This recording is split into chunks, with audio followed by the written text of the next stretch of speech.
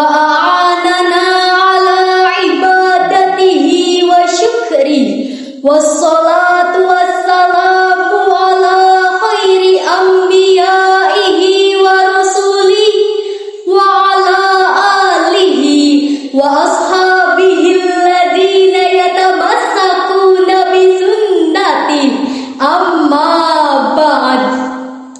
Dewan Hakim yang kami hormati, hadirin sebangsa dan setanah air yang kami cintai.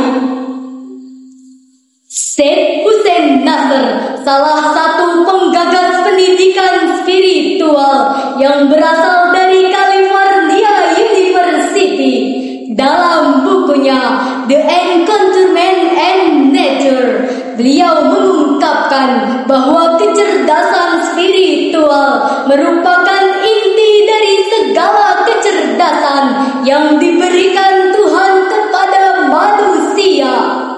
Kebermaknaan multiple intelligence manusia akan terwujud ketika dibalut dan diimbangi oleh kecerdasan spiritual. Berkaitan dengan ungkapan tersebut, ada satu persoalan besar yang patut kita renungkan. Mengapa bangsa Indonesia akhir-akhir ini kedaulatannya semakin goyah, lemah, bahkan terancam musnah? Padahal menurut catatan Ristek BRIN, negara kita telah memiliki sejumlah para pakar dan ahli yang memiliki kecerdasan dan keterampilan yang luar biasa.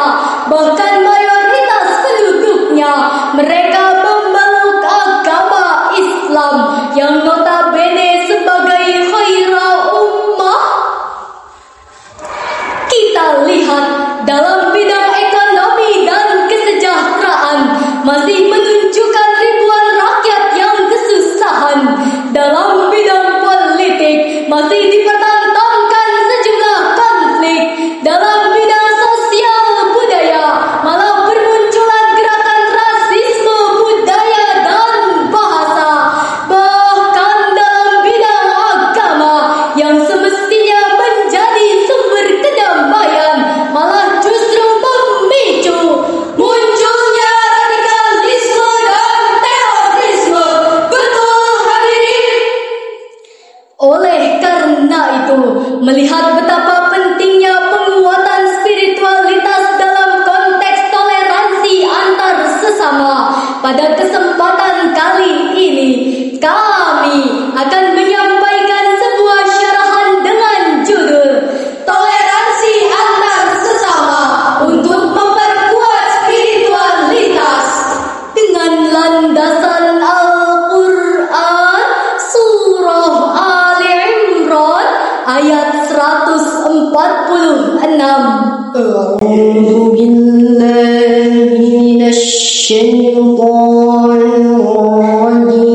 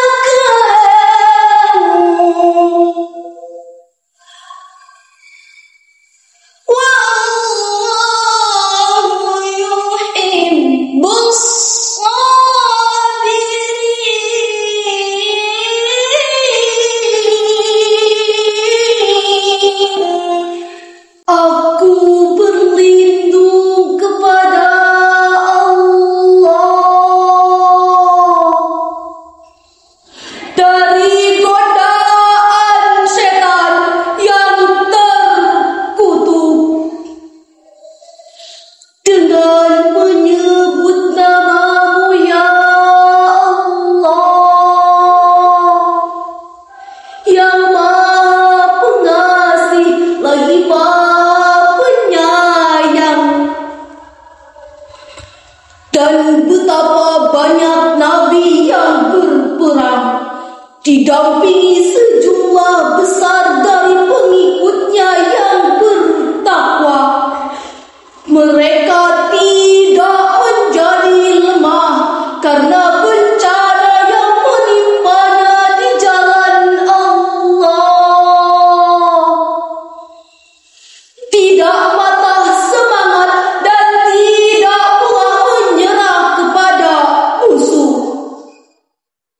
Dan Allah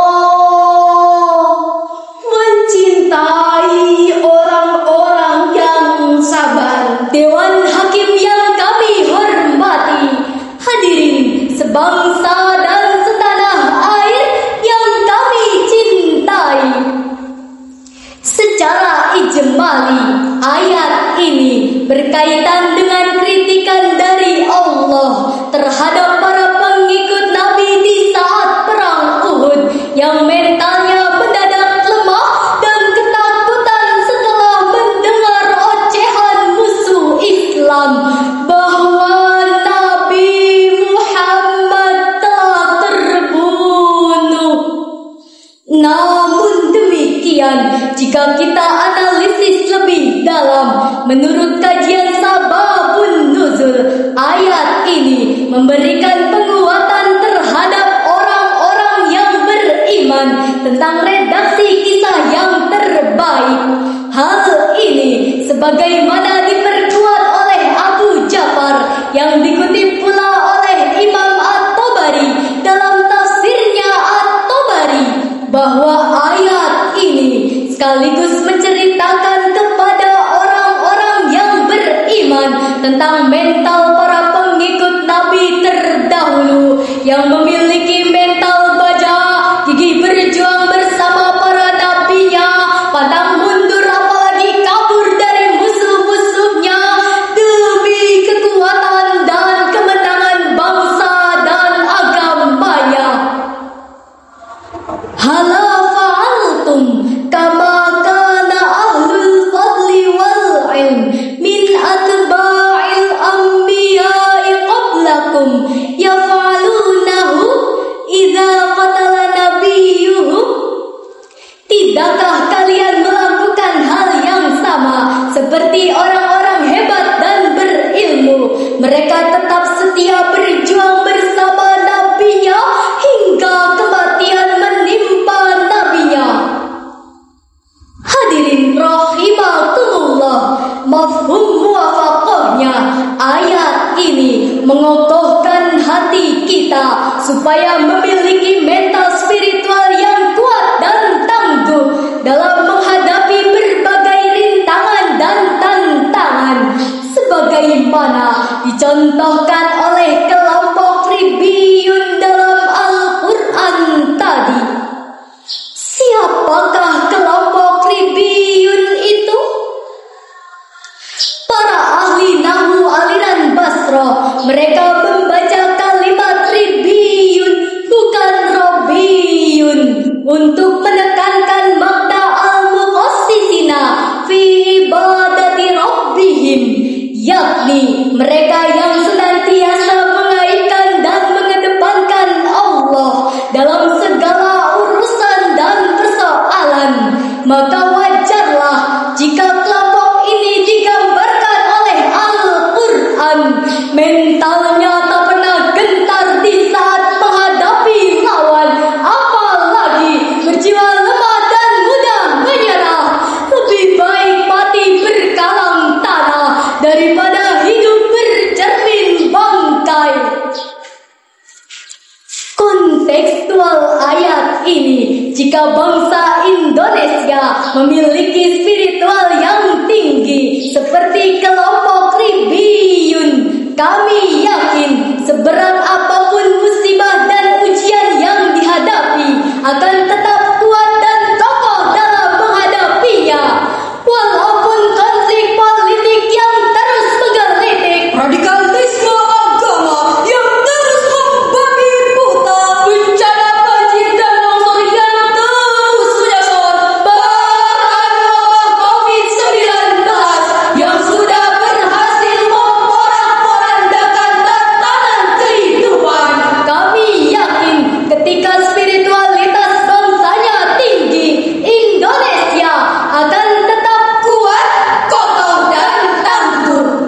Namun sebaliknya, meskipun fisiknya sehat dan kuat, teknologinya semakin canggih, kekayaannya terus melimpah, tapi kekuatan spiritual dalam jiwanya semakin lemah dan musnah.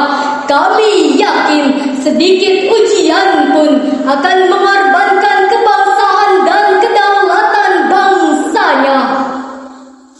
Lalu, bagaimana cara memperkokoh spiritualitas ini?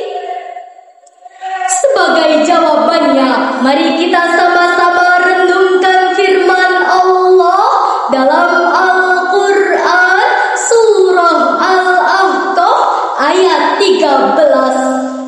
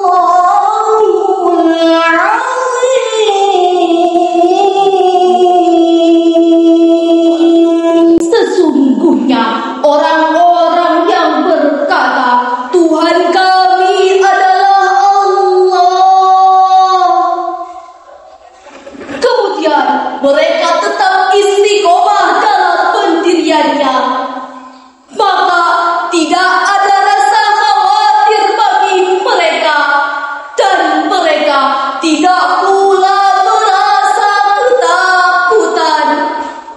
Maha benar Allah dan Maha Agung. Hadirin rahimakumullah, menurut Mutawalli Asy-Sya'rawi dalam tafsir Sya'rawi mengatakan bahwa ada dua pendekatan yang bisa dilakukan untuk memperkuat spiritualitas kehidupan. Pertama, melalui tradisi zikir sebagaimana diisyaratkan dalam kalimat qalu rabbunallah. Dalam pandangan Sya'rawi, zikir merupakan lubul aqidah, yaitu jantungnya akidah seseorang kepada Tuhannya. Dan pendekatan yang kedua dengan beristiqomah dalam ketaatan. Demikian yang dapat kami sampaikan. Dari awal sampai akhir dapat ditarik kesimpulan bahwa dengan memperkuat spiritualitas kita dan mendekatkan diri kepada Allah, sehingga kita menjadi pribadi yang penuh toleransi, yang tidak terpecahkan oleh perbedaan. Sebelum berpisah, kami akan menyampaikan sebuah pantun. Di UIN Cilebung dosennya ramah-ramah, terutama dosen PAI Syekh Nurjani. Toleransi hidup antar sesama, spiritualitas tangguh jadi jati diri. Teman-teman dan dewan juri, cukup sekian syarahan kami. Mohon maaf atas kekurangan kami. Terima kasih, semoga berjumpa kembali. Wassalamualaikum warahmatullahi